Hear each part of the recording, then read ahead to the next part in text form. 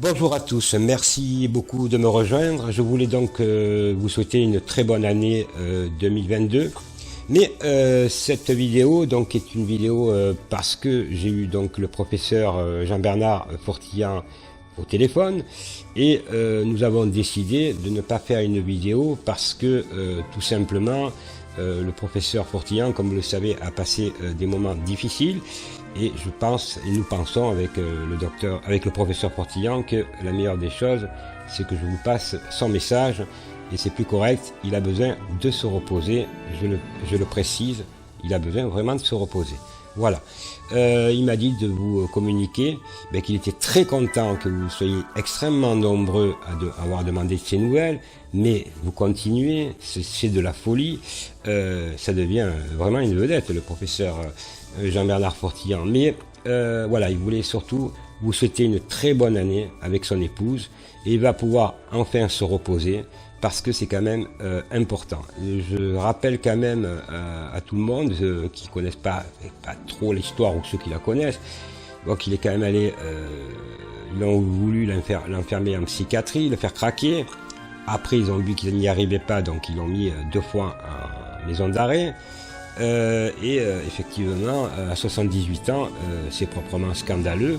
Mais bon, il y a eu quand même une bonne nouvelle, c'est que avant Noël, il est sorti. Alors aujourd'hui, je pense très sincèrement que le professeur Fortillan doit se reposer.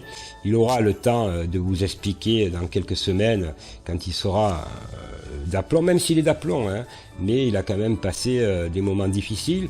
Je suis bien placé pour parler, puisque moi-même, j'ai été incarcéré 1 mois, mais j'ai pas le même âge, donc il a 78 ans, je vous le rappelle. Je rappelle à ces quelques détracteurs, je voudrais simplement leur dire que s'ils étaient passés par ce qu'il est passé, peut-être qu'ils arrêteraient de raconter n'importe quoi.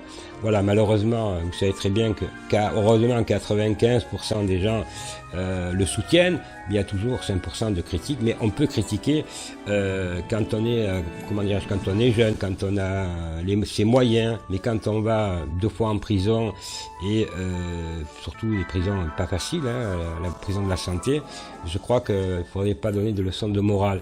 Voilà, lui au moins, il a eu le courage de parler, de défendre ses convictions, et c'est un homme respectable, je peux vous l'assurer, bon, puisqu'il m'a reçu à Chaudes-d'Aigues avec son épouse, et j'ai rencontré un personnage fort attachant, très croyant, que je ne savais pas du tout, mais surtout très gentil. Alors après, on a tous des défauts ou des qualités, comme vous voulez, mais aujourd'hui, le service qu'on peut lui rendre, c'est de le respecter, et qu'il se repose, et qu'il reprenne début d'année ou mi-février, comme vous voulez, ses atouts, qui reviennent en forme, parce que ça l'a marqué, comme moi ça m'a marqué encore, hein. Je suis sorti au mois de juin de la maison d'arrêt, et ça marque toujours.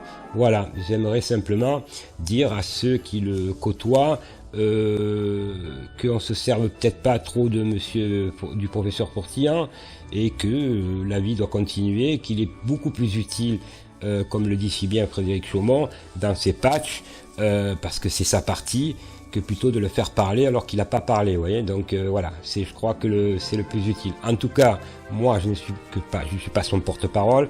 Je dis simplement, je l'ai eu au téléphone. On a évité de faire une vidéo parce que Frédéric en a fait une avec lui. Il a tout dit, donc voilà. Je vais pas répéter des choses avec Jean-Bernard Fortillan.